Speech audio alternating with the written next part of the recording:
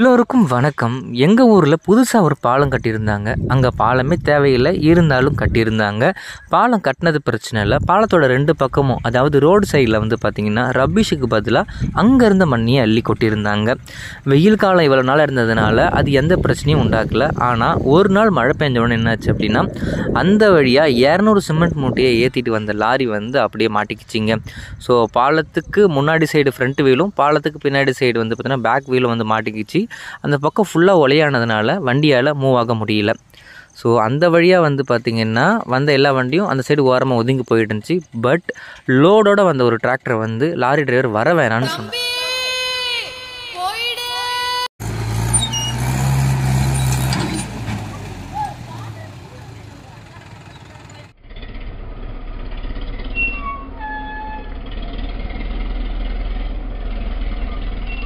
கேட்காம வந்த உடனே பின் விளைவு பார்த்தீங்களா? பேச்சாடா பேசுன, கொஞ்சம் நெஞ்ச பேச்சா பேசுன. மன்னர் பரம்பரை, மண்ணாங்கட்டி பரம்பரை, நீயே இப்ப மாவு கட்டு பரம்பரை ஆகிட்டாங்க.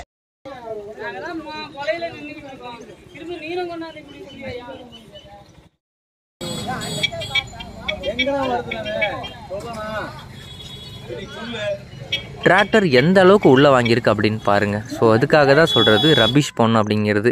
ஸோ கான்ட்ராக்டர் சைட்லேருந்து பார்த்தீங்கன்னா அங்கேருந்து மண்ணியை எள்ளி கொட்டிட்டு போயிட்டாங்க.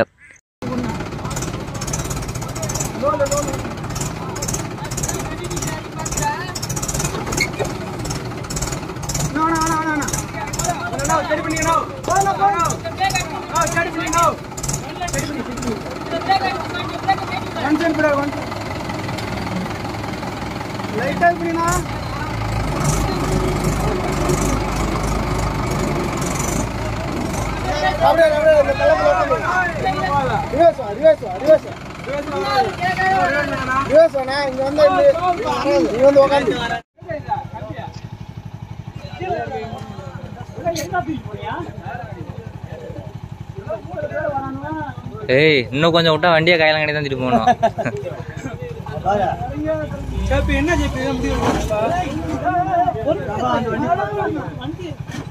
தள்ளுற பின்னாடி தள்ளுப்பா.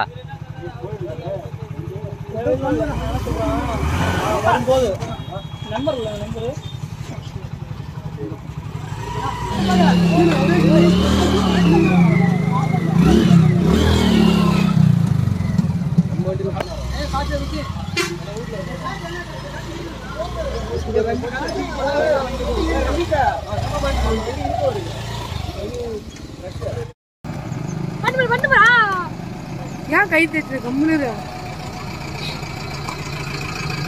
ஆப்ரோ ஆப்ரோ ஆப்ரோ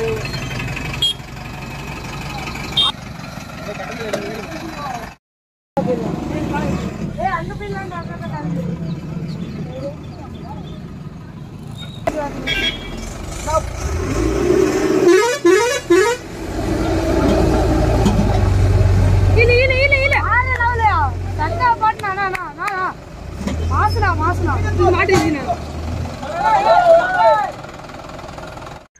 ஒரு வழியாக டிராக்டர் வெளியே வந்துடுச்சுங்க. இப்போ டிராக்டர் டிரைவரோட நிலைமை யோசிச்சு பாருங்க.